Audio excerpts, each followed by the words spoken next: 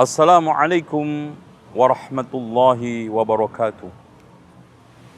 Alhamdulillahi rabbil alamin.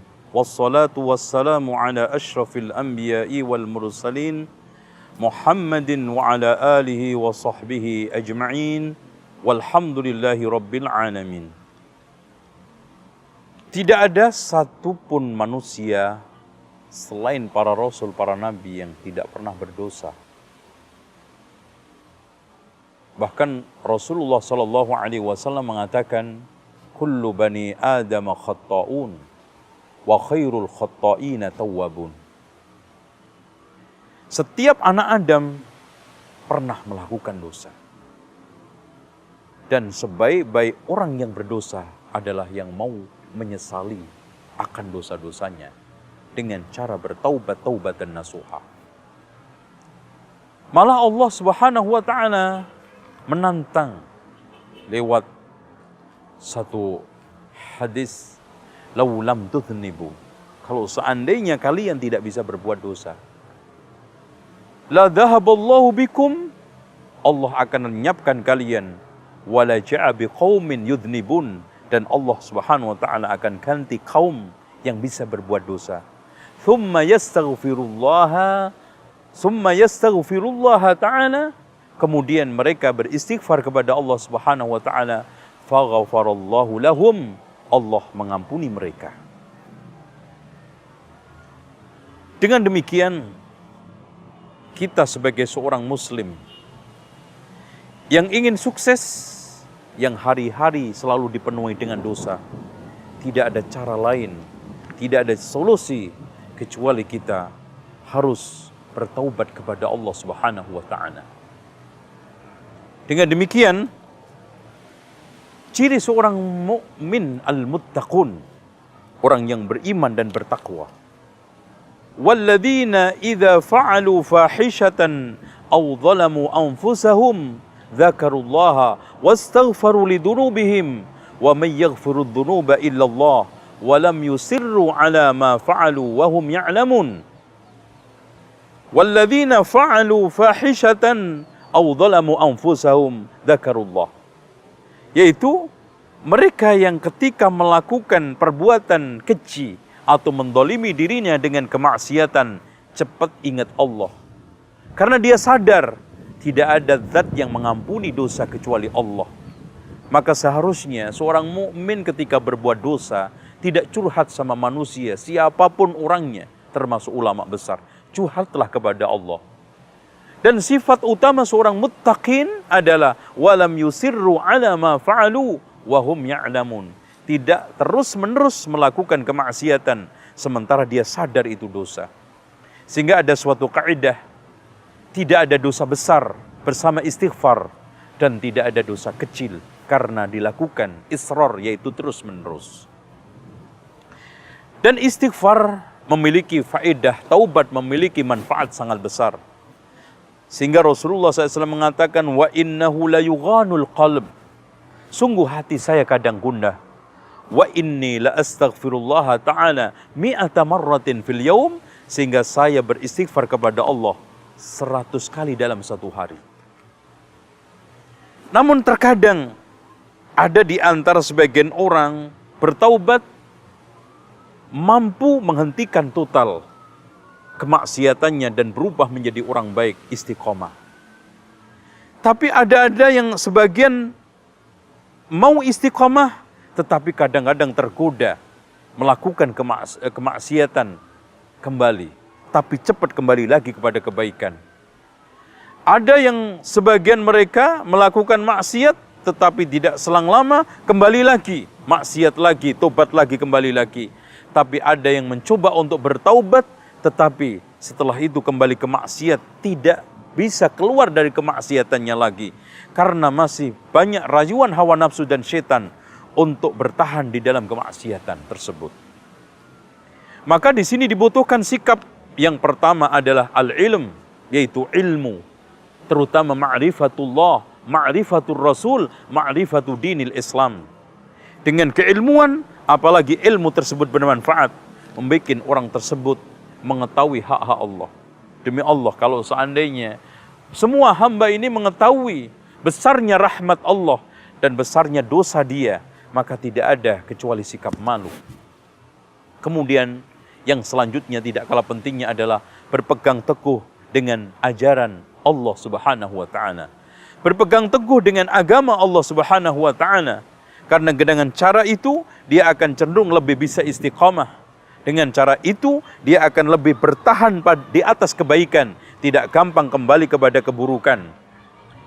Kemudian yang ketiga yang tidak kalah pentingnya adalah membiasakan makan minum halal. Karena barang-barang yang halal ya, yang masuk ke dalam tubuh kita itu mempengaruhi jernihnya hati kita. Sehingga mudah diajak untuk ketaatan dan mudah diajak untuk mendekatkan diri kepada Allah Subhanahu wa taala. Lalu yang tidak kalah pentingnya adalah menjauhi teman-teman yang jelek. Karena al-mar'u ala dini khalilihi, orang itu tergantung agama temannya. Dan Rasulullah Shallallahu Alaihi Wasallam mengumpamakan perumpamaan yang sangat baik. Teman yang baik seperti penjual minyak wangi. Kalau tidak beli dicolekin atau minimal kena baunya. Tetapi teman jelek seperti pandai besi, kalau tidak kena apinya, debunya, minimal bau orangnya.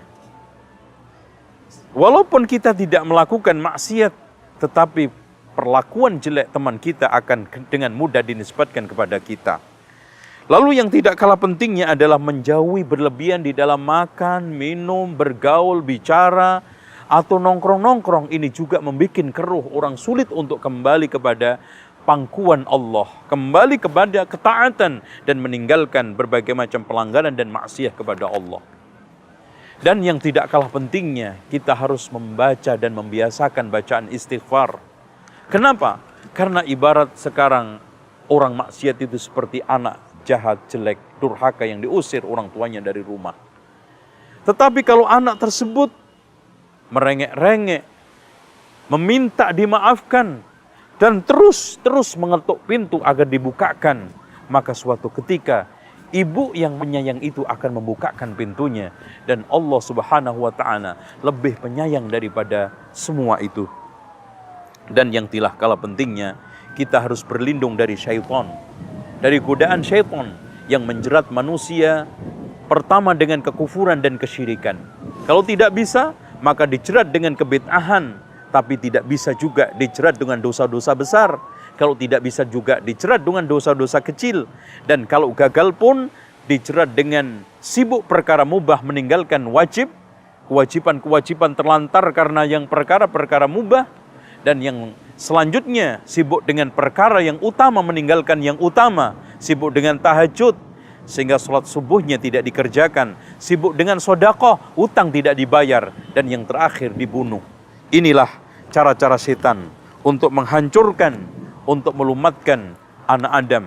Dengan demikian saya ingatkan kepada saudaraku seiman dan seislam, kalau memang kita sekarang ini dibikin putus asa karena dosa kita.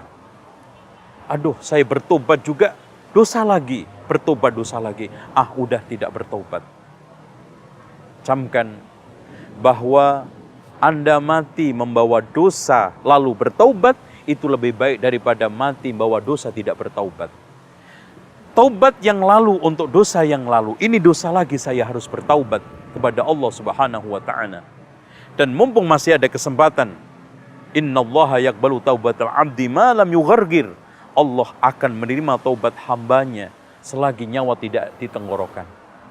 Dan yang kedua, innallaha yaqbalu taubatal abdi ma lam tatlu'i syamsu min maghribiha. Allah akan selalu menerima taubat hambanya selagi matahari tidak terbit dari barat. Kita yakin seyakin-yakinnya semua kita pernah berdosa. Tapi alhamdulillah Allah memberikan jalan keluar, yaitu at-taubat. Ya ayyuhalladzina amanu tubu ilallahi taubatan nasuha. Wahai orang yang beriman, bertaubatlah kamu kepada Allah dengan taubatan nasuha. Taubat yang memenuhi syarat. Satu, menyesal. Kedua, melepas seluruh kemaksiatan. Yang ketiga, niat kuat untuk tidak kembali lagi. Dan kalau kaitannya hak-hak manusia, kita kembalikan.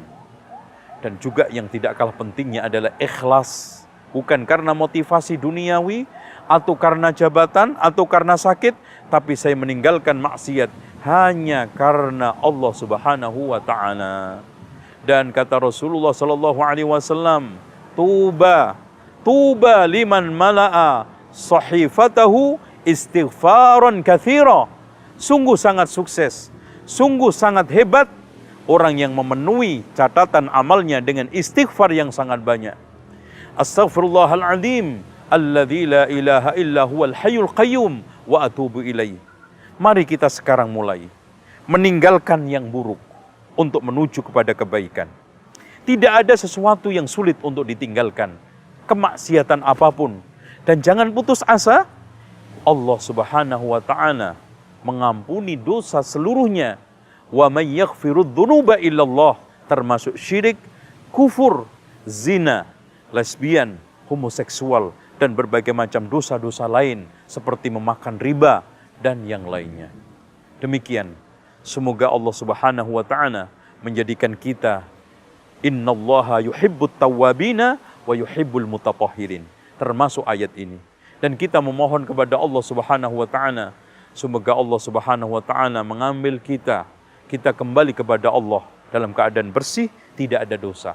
Karena sering saya umpamakan, kita dengan nyawa yang telah diberikan Allah seperti pinjam baju. Ada orang yang minjam baju, belum dipakai, sudah dibalikkan kepada pemiliknya. Ini anak hidup, belum balik, sudah diambil oleh Allah, sehingga kembali kepada almari lagi. Ada orang yang sekarang pinjam baju, sudah dipakai, tapi sebelum dikembalikan, sudah dicuci lagi. Dan ini juga beruntung, yaitu orang yang sudah besar, sudah balik, berbuat dosa, tapi sebelum kembali kepada Allah, sempat bertaubat membersihkannya. Dan yang ketiga, ada orang yang pinjam baju, belum sempat dicuci, sudah diambil pemiliknya. Dan otomatis nanti dicucinya adalah di neraka. Dibersihkan sesuai dengan kadar kotoran dosa tersebut. Dan yang terakhir, ada orang yang pinjam baju sobek. Otomatis tidak akan mungkin masuk almari, tidak akan mungkin masuk ke tempat yang baik. Tidak lain tempat yang pas adalah lap neraka jahanam. Karena orang seperti ini sudah sobek imannya, kafir. Innalladzina kafaru min ahlil kitabi wal musyrikina fi nari jahannama khalidina fiha. Sesungguhnya orang kafir dari kalangan ahlu kitab dan musyrikun di dalam neraka jahanam kekal selamanya. Demikian aqulu qauli hadza wastaghfirullah li wa lakum wastaghfirullahal azim innallaha wal ghafurur rahim. Wassalamu alaikum warahmatullahi wabarakatuh.